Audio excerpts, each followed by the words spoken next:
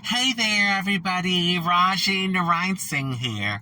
So recently I did a video about the spiritual center that I go to, the Center for Spiritual Living, Fort Lauderdale, here in South Florida, USA. And I talked about how I feel that since I've been going, which has been quite some time now, I have evolved so much spiritually. Going to the center, it's helped me to connect better with the universal laws, and it's also helped me to connect with the reality that our minds and what we focus on creates the lives that we have, our thoughts. And so I've learned, and I'm still a work in progress, but I've come a long way, that with our thoughts, we can use them to create the lives that we want as opposed to the lives that we don't want, because it works either way. So another wonderful thing about the center that I go to are the people that I've connected with. I've connected with some really great people. And today I want to take time out to honor one of the people that I connected with, Stephen Anthony. Yes, Stephen Anthony. Stephen and I connected at the center, and he was an usher for our spiritual center. He would usher usually on the first Sunday and the third Sunday of every month. So he would be at the door greeting people as they walked in, and he always greeted me with a wonderful smile and so much love and positivity. And after a while, we became friends. And then we were sitting together during service. And so Stephen recently passed away. And it was kind of sudden. It happened very quickly. Yesterday was his memorial. And when I tell you, it was so beautiful. Oh, God. The stories, the personal stories. I learned so much more about the person that Stephen was, going to the memorial and listening to his different friends. These were friends that had been, oh my God, they'd been friends for years with Stephen.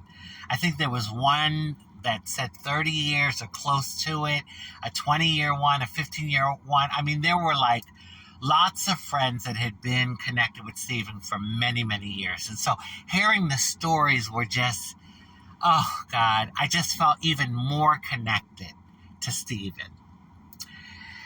And it hit me in that moment.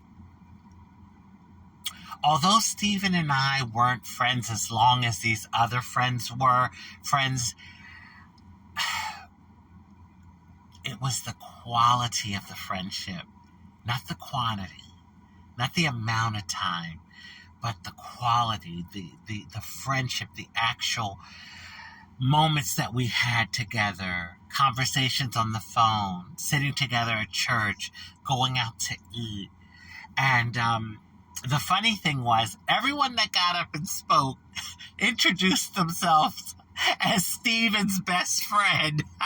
So after a while, the running joke was through the memorial is that, well, I'm Stephen's best friend, or I'm another best friend of Stephen's. And I think that was one of the gifts that Stephen had. He just was able to make you feel so special, like you were the one. And I am so thankful that him and I connected before he left this earthly plane and went into spirit. I'm so thankful for that. You know, what I thought was so unique about the memorial is that in our lobby area, they had things on tables with they were Stephen's belongings. And they told people, please take something. Take whatever you want as keepsakes. And I thought that was really unique because that normally doesn't happen. But I thought, wow, what a wonderful way to honor him by taking his stuff. Some of the things that he had and offering it to people that came to celebrate his life.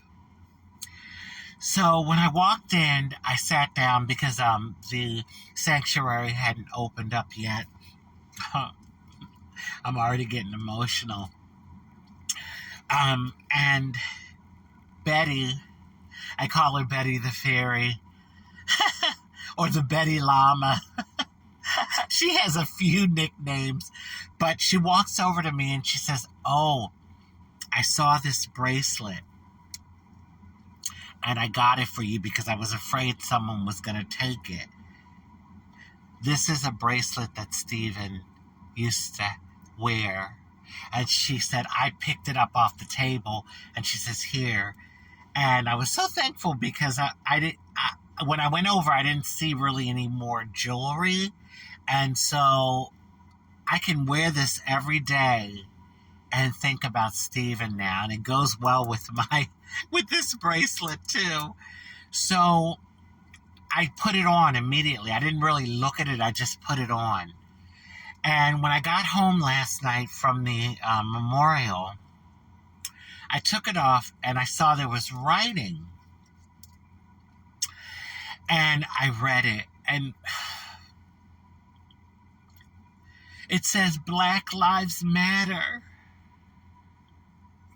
Now, Stephen was an Italian-American guy, gay, little short, small frame. I used to call him my sweet baby Stephen. But I was like, oh my God. He had this bracelet, and I had no idea. I'm like, oh my God, Stephen was a Black Lives Matter activist. I'm playing, but just to know that he had this bracelet and he wore it, it means so much to me as a person of color, a multiracial transgender woman of color. I never felt like Stephen had an issue with my identity. And he showed me love and acceptance. And then when I got this bracelet and read what was on it, it just speaks volumes to the person that he was. To the person that he was.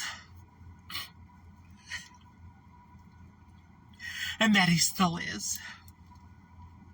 Because Stephen is now in spirit.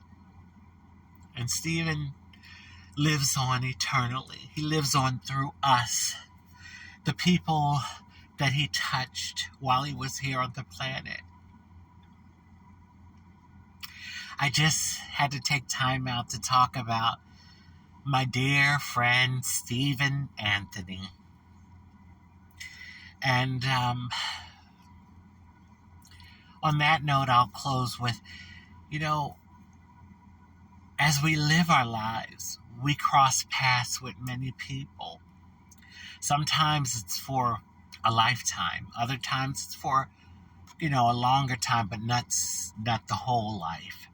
And then there's short interactions where you meet a person and you have an interaction with them, a connection with them, and it may not be very long. Sometimes it's a fleeting moment, but it was so meaningful that it stays with you. It's something that's just impactful to your life's journey. And that's what Stephen and I had, the relationship that we had.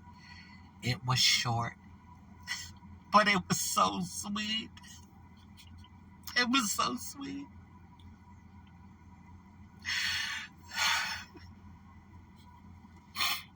I love you, Stephen.